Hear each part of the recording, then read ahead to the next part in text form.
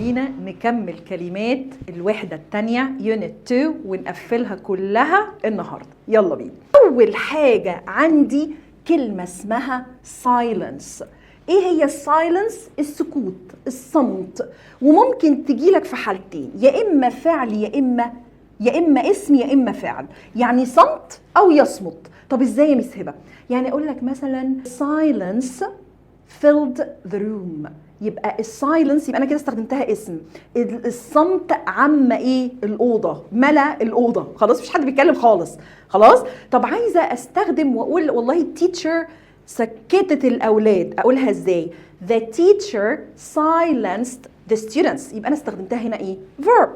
distraction الهاءات ومشتتات. والله انا سامعه خبط ورزع ودوشه وناس بتتكلم، مش عارفه اذاكر، انا مش عارفه اذاكر، يبقى ده كله اسمه ايه؟ distractions.